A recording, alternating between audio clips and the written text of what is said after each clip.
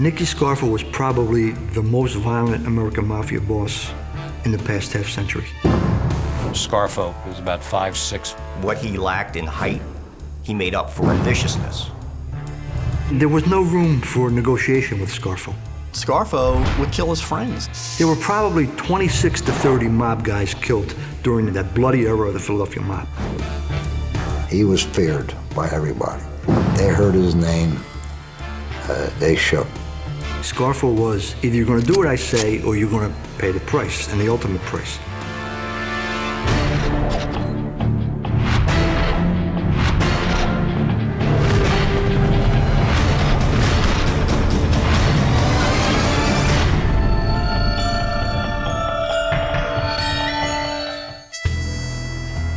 February 15th, 1978, Atlantic City.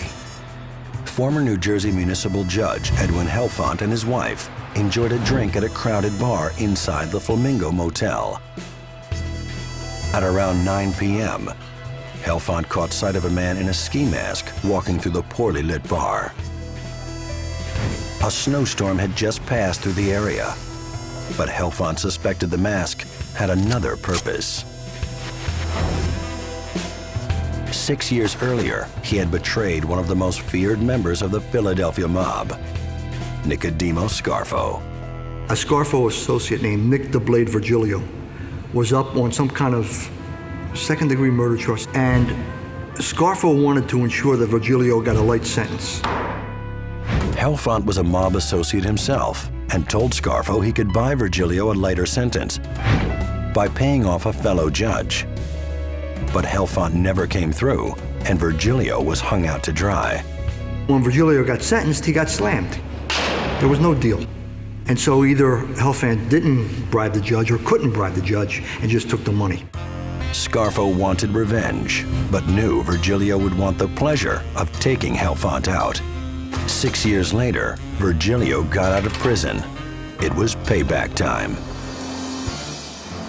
Scarfo and Virgilio knew Helfont was a regular at the Flamingo. While Scarfo waited in the car, Virgilio went inside. He walked up to Helfont, placed an arm around his shoulders, and fired 4 shots into his body. 15 minutes later, Helfont was dead. Scarfo had evened the score.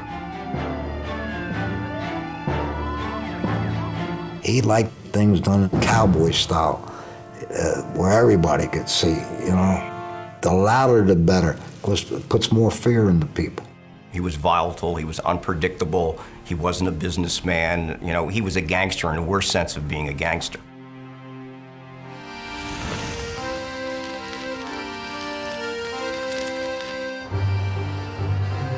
Nicky Dominic Scarfo was born in Brooklyn, New York on March 8, 1929. His parents had emigrated from Italy in search of a better life, but found hard times in America. In October of that year, the stock market crashed, leaving families penniless and desperate over the years to come. Scarfo's mother and father knew it was time to leave town. They hoped to survive the Great Depression by taking up residence with their relatives in Philadelphia.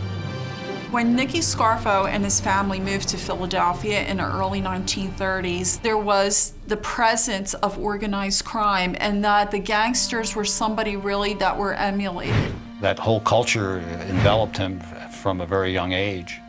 And he grew up in that environment, and he flourished in it. He loved it. The crime family in Philadelphia, the Philly Mob, was a branch of the New York Mafia and ran operations in Pennsylvania and New Jersey. Scarfo's uncles, the Piccolo brothers, were heavily involved.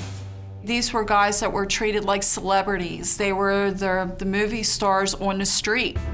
In 1947, Scarfo graduated from Benjamin Franklin High School and was voted most talkative by his classmates. Afterward, he tried his luck at amateur boxing, but taller boxers had a major advantage over the 5'6" teen. Scarfo hung up his gloves. He knew he could make more money as a gangster. The Philadelphia mob, though, was doing its own scuffling. In